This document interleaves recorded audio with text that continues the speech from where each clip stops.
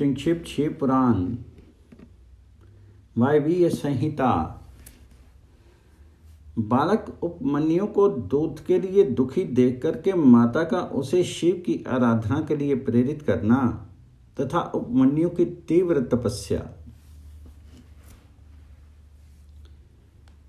ऋषियों ने पूछा, प्रभु, धौम्य के बड़े भाई उपमन्यु जब छोटे बालक थे तब उन्होंने दूत के लिए तपस्या की थी और भगवान शिव ने प्रसन्न होकर के उन्हें क्षीर सागर प्रदान किया था। परंतु शैशव अवस्था में उन्हें शिव शास्त्र के प्रवचन की शक्ति कैसे प्राप्त हुई अथवा वे कैसे शिव के सत्य स्वरूप को जान करके तपस्या में निरत हुए। तपश्चरण के पर्व में उन्हें भस्म के विज्ञान की प्राप्ति कैसे हुई, जिससे जो रुद्र अग्नि का उत्तम बल है उस आत्मरक्षक भस्म को उन्होंने प्राप्त किया। वायुदेव ने कहा, महिषियों, जिन्होंने वह तप किया था वे उपमन्यु कोई साधारण बालक नहीं थे। परम बुद्धिमान मनीश्वर व्याघ्रपाद के पुत्र थे। उन्हें जन्मांतर में ही सिद्धि प्राप्त हो चुकी थी, परंतु किसी कारणवश वे अपने पद से च्युत हो गए, योग भ्रष्ट हो गए, अतः भाग्यवश जन्म लेकर के वे मुनि कुमार हुए। एक समय की बात है, अपने मामा के आश्रय में उन्हें पीने के लिए बहुत थोड़ा दूध मिला। उनके मामा का बेटा अपनी इच्छा के अनुसार गरम गरम उत्तम दूध पी करके उनके सामने खड़ा था। मातुल पुत्र को इस अवस्था में देख करके व्याघ्रपाद कुमार उपमन्यु के मन में ईर्ष्या हुई और वे अपनी मां के पास जाकर के बड़े प्रेम से बोले, माता, महाभागे, तपस्विनी, मुझे अत्यंत स्वादिष्ट गरम गरम गाय का दूध दो, मैं थोड़ा सा नहीं पीऊंगा। बेटे की ये बात सुनकर के व्याघ्रपाद की पत्नी तपस्विनी माता के मन में उस समय बड़ा दुख हुआ। उसने पुत्र को बड़े आदर के साथ छाती से लगा लिया और प्रेम पूर्वक लाड प्यार करके अपनी निर्धनता का स्मरण हो आने से वह दुखी होकर के विलाप करने लगी। महातेजस्वी बालक उपमन्यु बारंबार दूध को याद करके रोते हुए माता से कहने लगे, मां, दूध दो, दूध दो।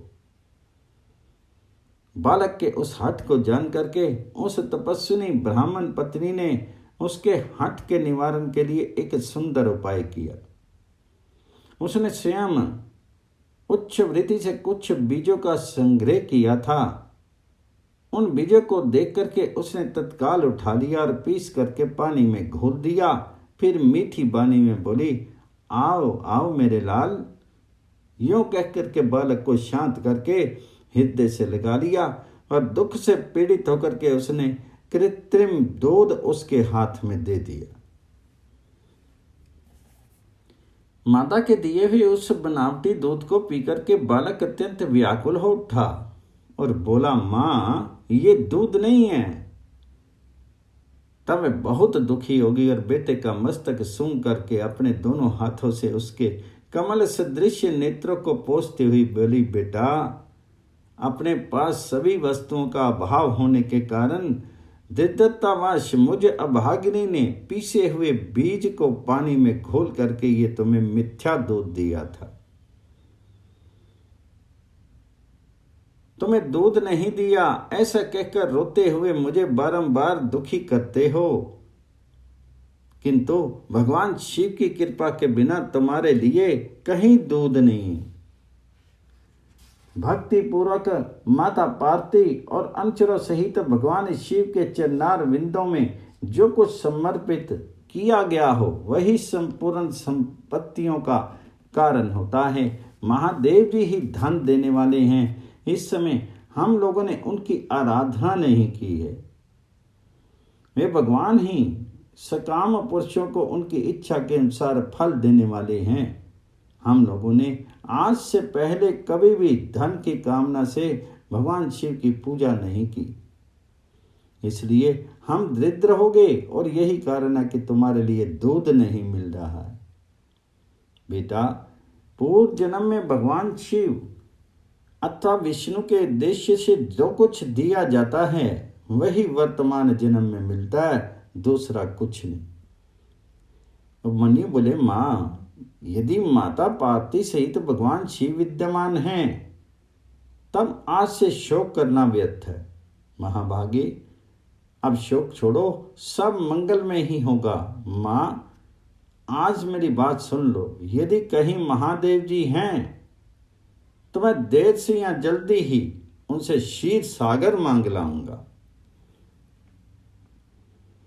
वायु देवता कहते हैं, उस महाबुद्धिमान बालक की वह बात सुन करके उसकी मनस्विनी माता उस समय बहुत प्रसन्न हुई और यह बोली। माता ने कहा, बेटा, तुमने बहुत अच्छा विचार किया है। तुम्हारा यह विचार मेरी प्रसन्नता को बढ़ाने वाला है। अब तुम देर मत लगाओ, सांब सदाशिव का भजन करो। अन्य देवताओं को छोड़ करके मन, वाणी और क्रिया द्वारा भक्ति भाव के साथ पार्षद गणों सहित उन्हीं सांब सदाशिव का भजन करो। नमः शिवाय ये मंत्र उन देवादिदेव वरदायक शिव का साक्षात वाचक माना गया है। प्रणव सहित जो दूसरे 7 करोड़ महामंत्र हैं वे सब इसी में लीन होते हैं और फिर इसी से प्रकट होते हैं। ये मंत्र दूसरे सभी मंत्रों से प्रबल है, यही सबकी रक्षा करने में समर्थ है। अतः दूसरे की इच्छा नहीं करनी चाहिए। इसलिए तुम दूसरे मंत्रों को त्याग करके केवल पंचाक्षर के जप में लग जाओ। इस मंत्र के जिहा पर आते ही यहाँ कुछ भी दुर्लभ नहीं रह जाता है। ये उत्तम भस्म जिसे मैंने तुम्हारे पिताजी से ही प्राप्त किया है, ये विद्या हम की अग्नि से सिद्ध हुआ है। अतः बड़ी से बड़ी आपत्तियों का निवारण करने वाला है। मैंने तुम्हें जो पंचाक्षर मंत्र बताया है उसको मेरी आज्ञा से ग्रहण करो। इसके जप से ही शीघ्र तुम्हारी रक्षा होगी। वायु देवता कहते हैं, इस प्रकार आज्ञा दे करके और तुम्हारा कल्याण हो ऐसा कहकर के माता ने पुत्र को विदा किया।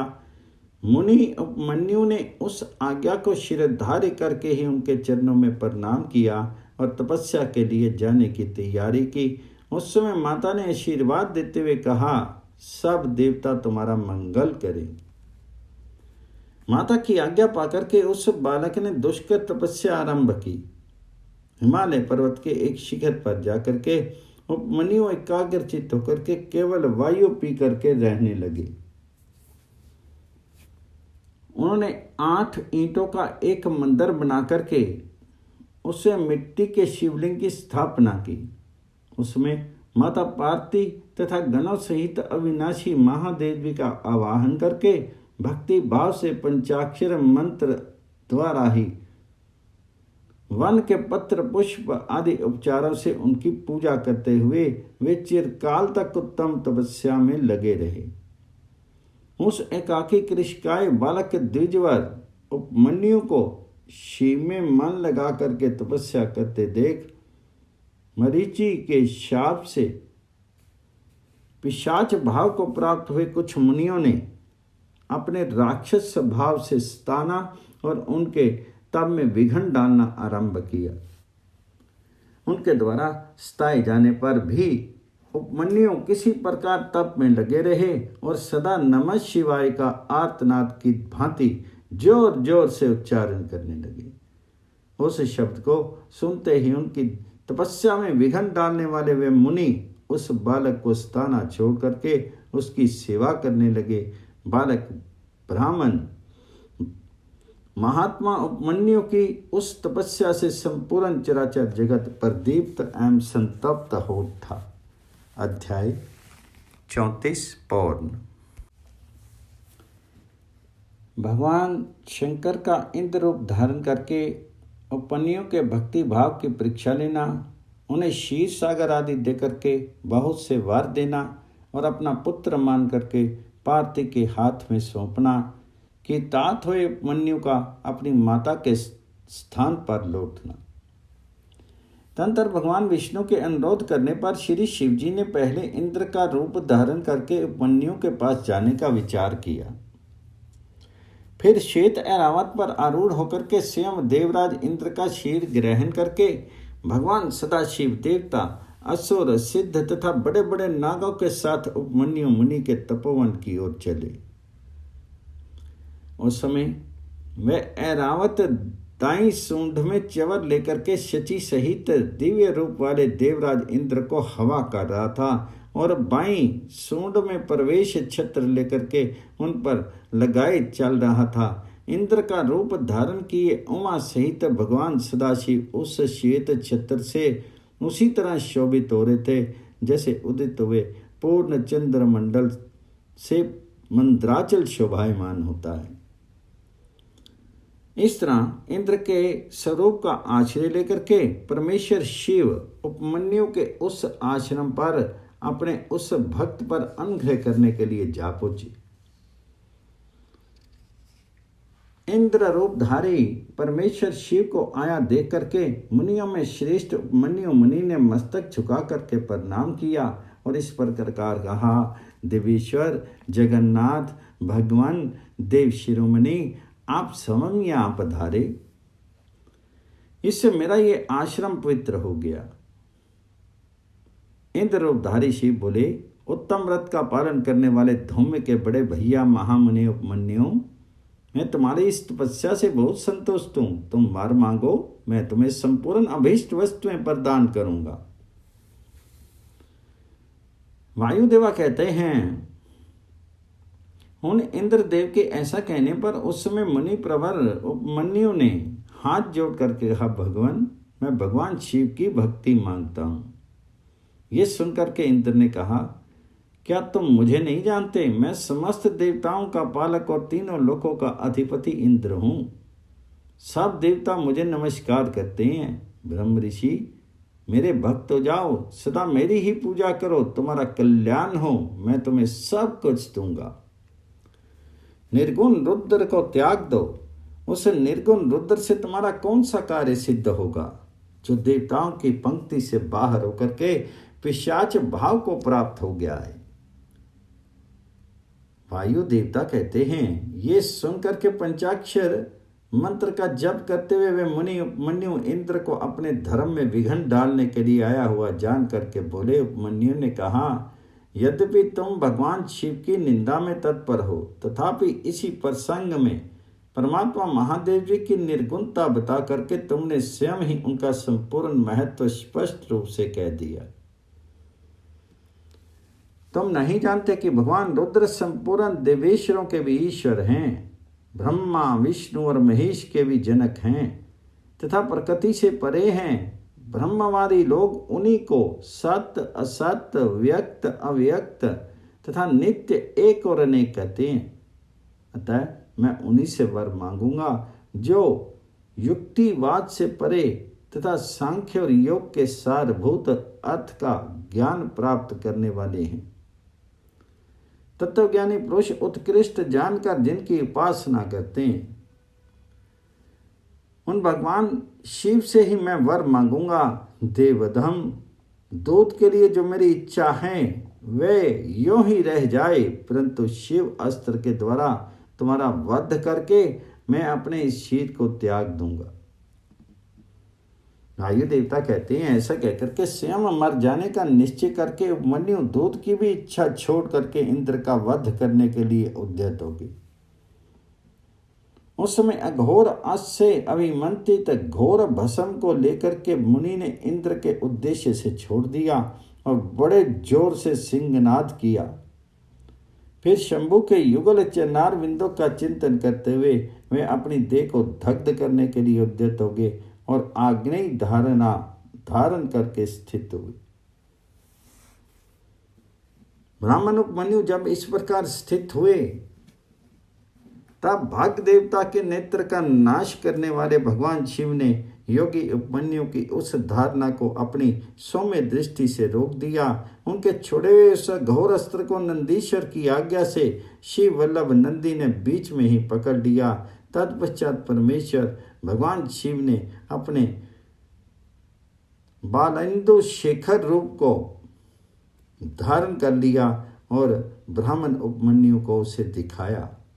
इतना ही नहीं, उस प्रभु ने उस मणि को शास्त्रों क्षीर सागर, सुधा सागर, दधि आदि के सागर, घृत के समुद्र, फल संबंधी रस के समुद्र तथा भक्ष्य भोज्य पदार्थों के समुद्र का दर्शन कराया और पुओं का पहाड़ खड़ा करके दिखा दिया।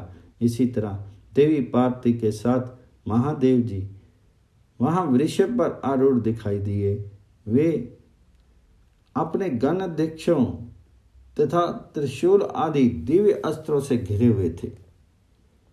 देवलोक में धुंधवियां बजने लगी, आकाश से फूलों की वर्षा होने लगी तथा विष्णु, ब्रह्मा और इंद्र आदि देवताओं से 10 दिशाएं आच्छादित होगी। उस समय उपमन्यु आनंद सागर की लहरों से घिरे हुए थे। वे भक्ति विनम्र चित्त से पृथ्वी पर दंड की भांति पड़ गए। इसी समय वहां मुस्कुराते हुए भगवान शिव ने यहाँ आओ कह करके उन्हें बुलाया और उनका मस्तक सूंघ करके अनेक वर दिए। शिव बोले, वत्स, तुम अपने भाई बंधुओं के साथ सदा इच्छा अनुसार भक्ष्य भोज्य पदार्थों का उपभोग करो।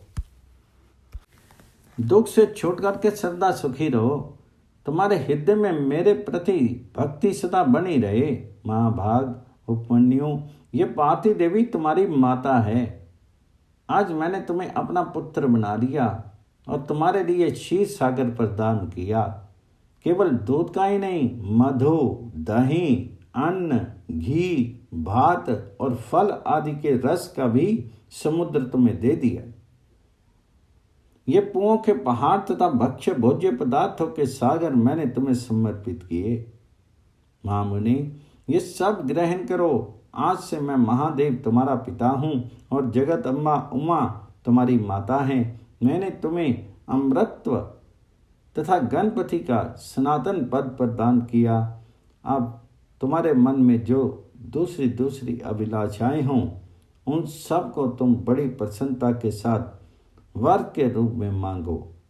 मैं संतुष्ट हूँ, इसलिए वह सब दूंगा। इस विषय में कोई अन्यथा विचार नहीं करना चाहिए।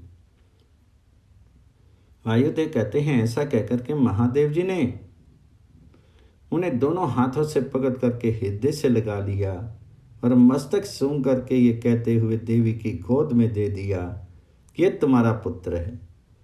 देवी ने कार्तिकेय की भांति प्रेम पूर्वक उनके मस्तक पर अपना कर कमल रखा और उन्हें अविनाशी कुमार पद प्रदान किया। क्षीर सागर ने भी साकार रूप धारण करके उनके हाथ में अनश्वर पिंडी भूत स्वादिष्ट दूध समर्पित किया।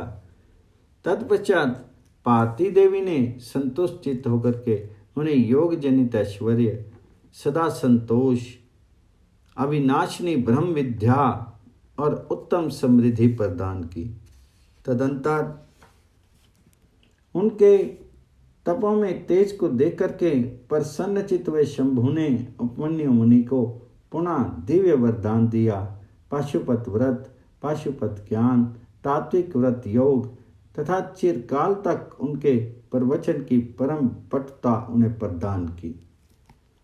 भगवान शिव और शिवा से दिव्य वर तथा नित्य कुमारत्व पाकर वे प्रमोदित हो उठे। इसके बाद प्रसन्न चित्त होकर के प्रणाम करके हाथ जोड़ करके ब्राह्मण उपमन्यु ने देव महेश्वर से ये वर मांगा। उपमन्यु बोले, देवेश्वर प्रसन्न होइए, परमेश्वर प्रसन्न होइए और मुझे अपने परम दिव्य एवं अव्यभिचारिणी भक्ति दीजिए। महादेव, मेरे जो अपने सगे संबंधी हैं उनमें मेरी सदा श्रद्धा बनी रहने का वर दीजिए। साथ ही अपना दासत्व, उत्कृष्ट स्नेह और नित्य सामीप्य प्रदान कीजिए। ऐसा कहकर के प्रसन्न चित्त हुए द्विज श्रेष्ठ उपमन्यु ने हर्ष गदगद वाणी द्वारा महादेव जी का स्तवन किया। उपमन्यु बोले, देव महादेव, शरणागत वत्सल करनाल सिंधु सांब सदाशिव, आप सदा मुझ पर प्रसन्न होइए। वायुदेव कहते हैं, उनके ऐसा कहने पर सबको वर देने वाले परमात्मा प्रसन्न आत्मा महादेव ने मुनिवर उपमन्यु को इस प्रकार उत्तर दिया। शिव बोले, वत्स उपमन्यु, मैं तुम पर संतुष्ट हूं, इसलिए मैंने तुम्हें सब कुछ दे दिया। ब्रह्म ऋषि, तुम मेरे सदृढ़ भक्त हो, क्योंकि इस विषय में मैंने तुम्हारी परीक्षा ले ली है। तुम अजर अमर दुख रहित ये सही तत्पस्वी और दिव्य ज्ञान से संपन्न हो। द्विश्रेष्ठ, तुम्हारे बंधु बांधव कुल तथा गोत्र सदा अक्षय रहेंगे। मेरे प्रति तुम्हारी भक्ति सदा बनी रहेगी। विप्रवर, मैं तुम्हारे आश्रम में नित्य निवास करूंगा, तुम मेरे पास आनंद विचरोगे।